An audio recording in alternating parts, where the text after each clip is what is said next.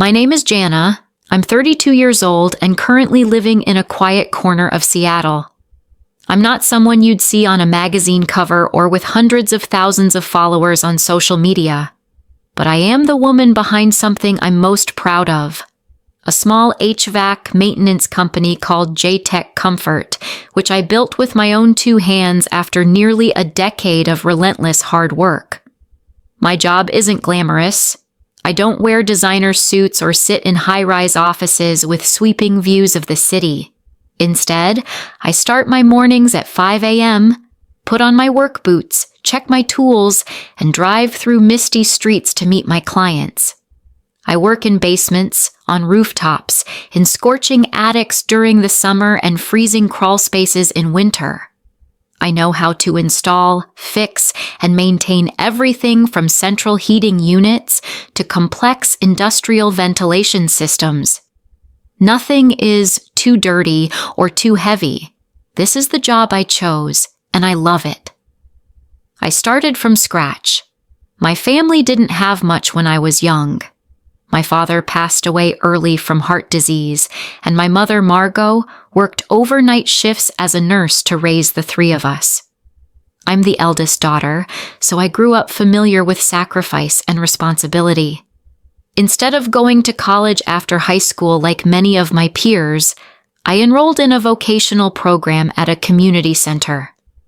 People said I lacked ambition, but I knew I was laying the foundation for a future I could control without needing to depend on anyone. The early years in the trade were brutally tough.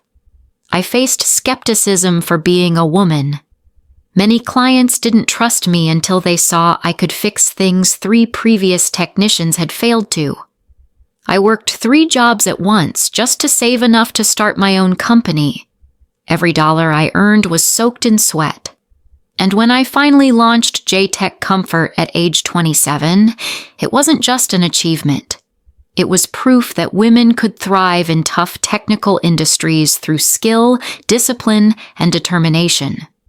Today, J-Tech has 4 full-time technicians, 1 administrative assistant, and long-term maintenance contracts with a local restaurant chain. I'm not wealthy, but I am independent. No one sponsored me. No one laid the path for me. I built everything, brick by brick, and that's why I feel proud every time I stand under the company sign in the morning.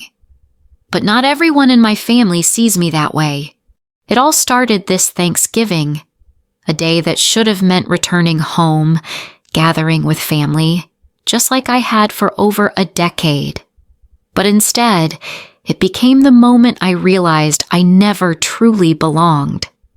That day, I had just wrapped up a long maintenance job in the southern suburbs. The sky was turning purple as I left the client's house. I remember feeling a sense of relief while driving home. The company had closed for the holiday, all my employees had received their bonuses, and I had picked up a pricey bottle of red wine from my favorite shop to bring to the family dinner. I had never missed a single Thanksgiving since Dad passed away. At a red light, my phone buzzed. It was my mom, Margot. I remember every word. "Hey Mom, I'm on my way. Do you want me to bring apple pie or mashed potatoes this year?" I asked cheerfully. There was a long pause. Then she spoke, voice shaky. "Jana, there's something I need to tell you, and I hope you'll understand." I frowned. "What is it?" "I think, this year, maybe you shouldn't come to dinner." I thought I'd misheard. "What?" "Mason, Camille's boyfriend, is bringing his parents. They work in law, very traditional folks. Camille wants everything to feel a bit more formal." I gripped the steering wheel tighter. "So, I'm not welcome because of my job?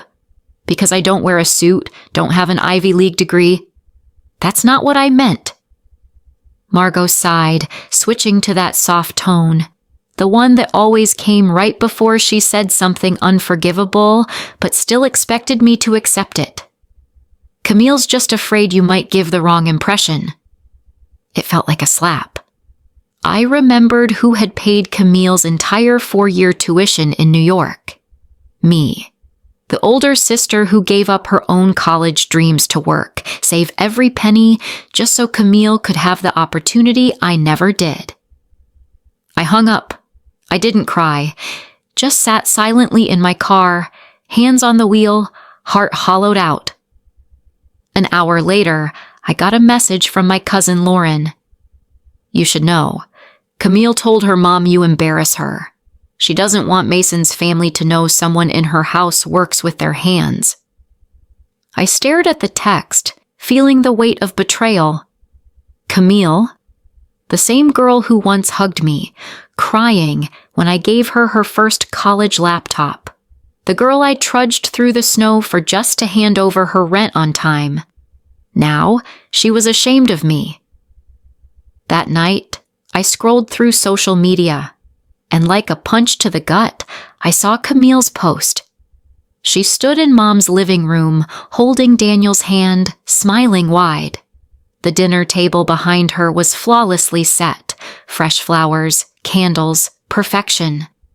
The caption read, "A warm Thanksgiving with the ones who truly matter." I wasn't in the picture. No mention of me. No one asked where I was. I didn't just get uninvited from dinner, I got erased. I sat in my car for an hour after that call with Mom, unmoving, hands still on the steering wheel like my body couldn't yet accept what I'd just heard. It wasn't just about being uninvited to dinner. Yes, that stung, but it wasn't the deepest cut. What broke me was the realization that I had been erased, deemed unworthy of inclusion in the perfect picture my sister was trying to paint. I had always known Camille and I were different. She was the kind of person who naturally attracted attention, brilliant, eloquent, stylish. And since dating Daniel, a young lawyer from a well-known family, she had doubled down on appearances. I didn't mind. I just wanted her to be happy. But I hadn't known that her happiness required my absence. I remembered all the times she'd called me her hero. The night I trudged through snow to bring her rent money, the overtime hours I put in to ensure her tuition was always paid on time. All of it, now reduced to one-sided memories. When Lauren messaged me, Camille told Mason she paid her own tuition. She didn't want him knowing her sister works in repair. I wasn't immediately angry. I felt cold, because deep down, I already knew it was something Camille could say.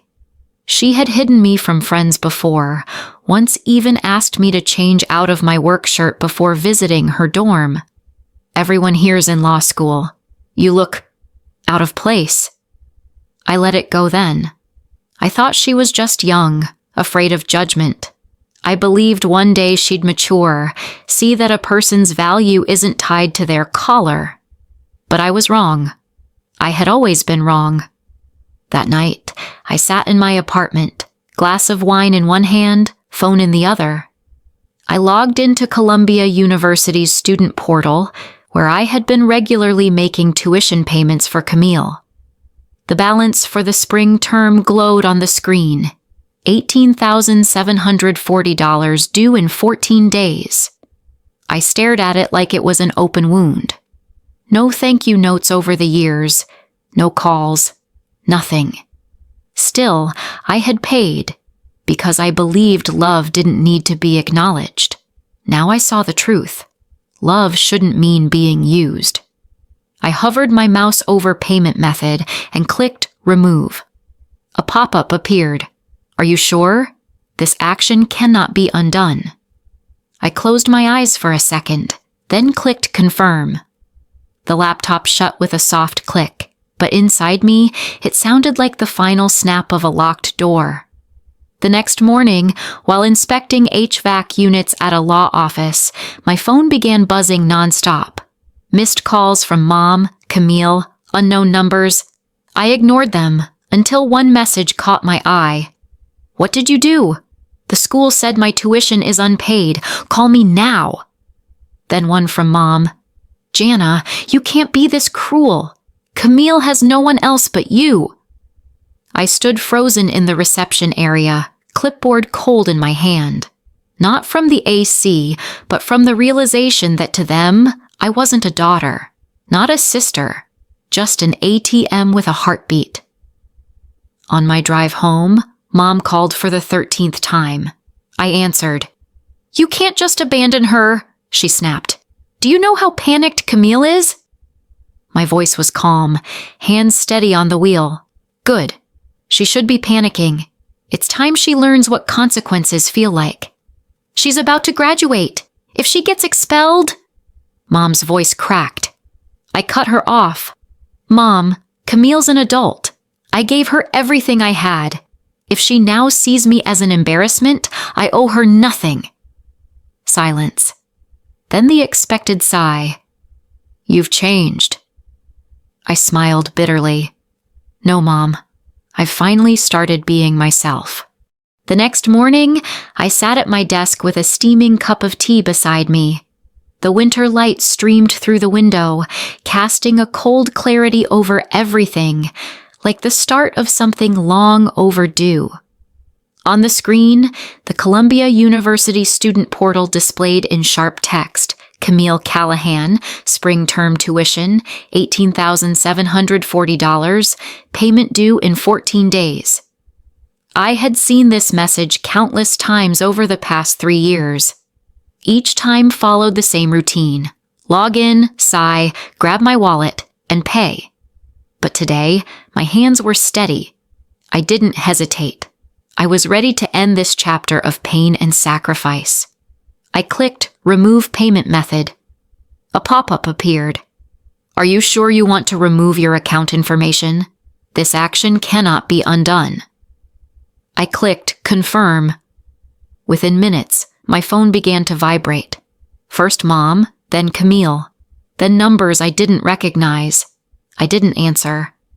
I silenced the phone and returned to work. By noon, I was servicing a ventilation unit at Pearson and Blacklaw offices. During a short break, I glanced at my phone. 8 missed calls, 14 unread texts. One message from Camille made me pause. What the hell did you just do? The school says my tuition is unpaid. Your account disappeared. Call me back now.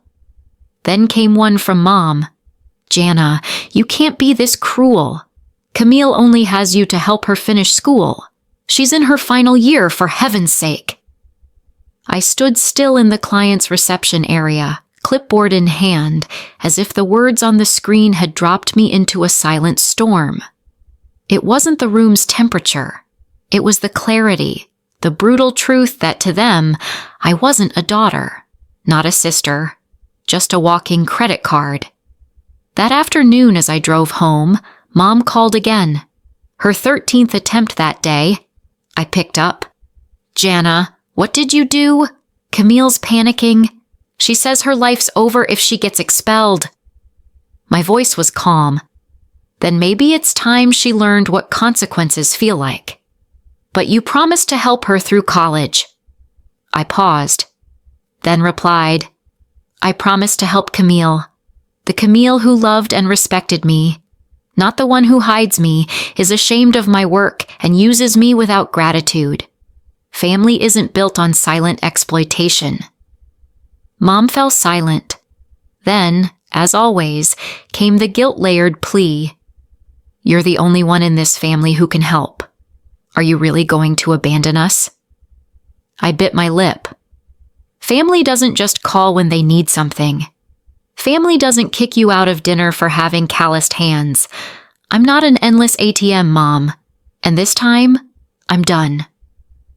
For the first time in my life, my voice didn't tremble when I said those words. That night, I lay in bed staring at the white ceiling. No more vibrating phone. No frantic messages. No guilt-coated demands. Just silence. The kind of silence I used to fear, but now it felt like the most precious gift I'd ever given myself. 3 days after I removed myself from Camille's tuition account, my phone remained silent. No calls from Mom. No texts from Camille. Just a void. Unsettling, but strangely liberating. Then on Monday morning, while I was reviewing a new HVAC maintenance contract for a coastal hotel chain, the office glass door suddenly flew open, triggering the security chime. Everything stopped. Camille stood there, hair messy, mascara streaked from tears, high heels caked in mud, face frantic. "I need to talk to my sister," she shouted, freezing the entire room. I stood, my voice cold and sharp. "This is a place of business, Camille. You don't have the right to create a scene here." "You're ruining my life," she screamed, voice cracking. "You can't just cut me off like nothing happened." Before I could answer, security had already approached. "Ma'am, we need you to leave the building." Camille snapped, "Don't touch me. I'm the sister of the woman who runs this place." I stepped forward calmly. "You're the sister of the person who runs this place. You don't run anything here, and you don't get to destroy my work just because you refuse to face consequences." She was escorted out, the room silent. No one spoke. No sympathetic looks. That afternoon, Mom called. I hesitated for a second, then picked up. "Jana, what happened this morning?" she demanded. "Camille said you threw her out of your office. She's humiliated. Do you even understand what this means?" I took a sip of water, replied steadily, "Yes, Mom. I do. And I think it's time Camille starts to understand too. Families don't turn their backs on each other like this," she yelled. I set my glass down. I was her sister, but to her, I've only ever been a wallet. The moment I stopped paying, I stopped being family. I didn't work myself into the ground for 10 years just to be treated like a shame. That night, a message came from Lauren. Her Daniel broke up with Camille. He found out who really paid the tuition. She's falling apart. I didn't feel vindicated. I didn't feel joy. Just a heavy stillness, like someone had finally seen what I'd been living through all these years. Camille was never grateful. She only knew how to hide behind a mask of curated perfection. 3 days later, a final email arrived from Columbia. "Final notice. If tuition is not paid, Camille Callahan will be withdrawn." I didn't forward it. Didn't call Mom. Didn't message Camille. I just closed my laptop. No emotion. Camille called. 6 times. I didn't answer. Then came the text. "I know I messed up. I was scared of being judged. But you can't do this to me. I'll lose everything." I didn't reply. After the 10th call, I blocked her number. 2 days later, she tried from another. Then came emails, Instagram DMs, even LinkedIn. The last message read, "If you don't answer, I'll come find you." And sure enough, she did. In the weeks following Camille's scene at my office, I expected to be dragged into a never-ending storm with the family. And just as I predicted, the calls came in waves, the texts poured in, all wrapped in the same 2 words, blood ties. "You've changed. You don't care about family anymore. She's still your sister, no matter what." A year ago, those words would have made me cry. But now, I simply set the phone down, looked out the window at the pines swaying in the end-of-year wind, and let the silence guide me. I didn't defend myself. I didn't explain. I didn't apologize for choosing me. Mid-December, Lauren texted, "Just saw Aunt Margot at the store. Camille dropped out of school and moved back home. They both looked rough." I stopped typing. My eyes lingered on the message. Lauren added, "She's still blaming you. Same old story." I wasn't surprised. For Mom, accountability was always transferable, and I was the default recipient. Camille failing because she couldn't face reality? Irrelevant.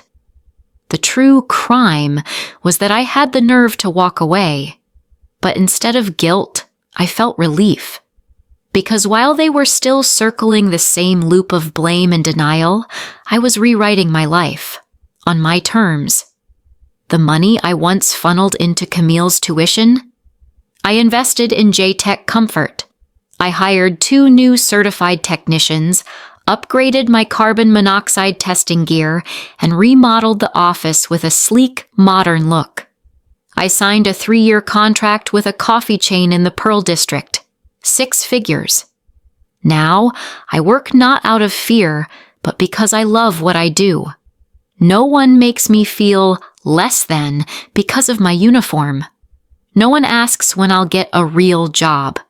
No one treats me like I'm invisible. On Christmas Eve, I sat alone on the couch. My moss green sweater hugged a tired body after a long day. Outside, my neighbor's lights blinked softly.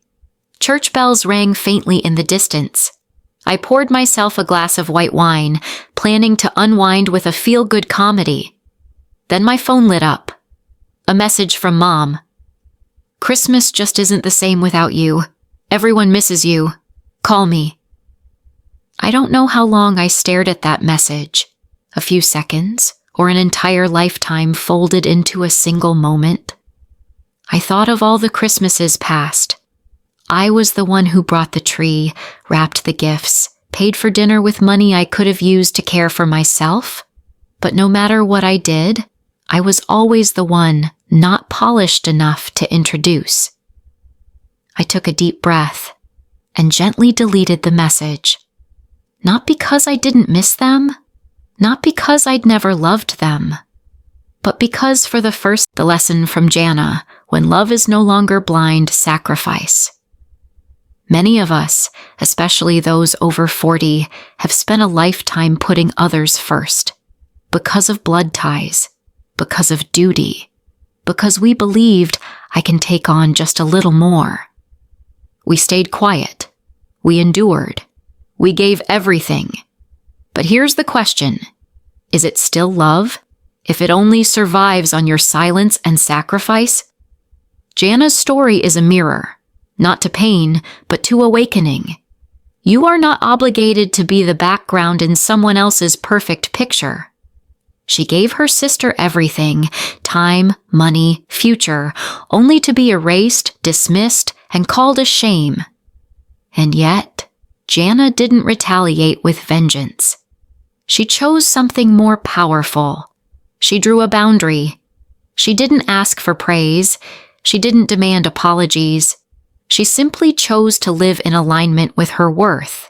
A woman of strength, integrity, and dignity. And you can too. If you've ever felt like Jana, taken for granted, used, overlooked just because you're the strong one, this is your moment to pause and ask, are you living for others so much that you've forgotten how to live for yourself? Remember, setting boundaries isn't selfish. Saying no isn't cruel. Choosing yourself isn't betrayal. It's a sign of growth and self-respect. You don't have to prove yourself anymore. You don't need to be the good one in everyone's story. Because real love doesn't ask you to vanish so others can shine. Share your thoughts about Jana's story in the comments below. If this story spoke to your heart, don't forget to like the video and subscribe to the channel.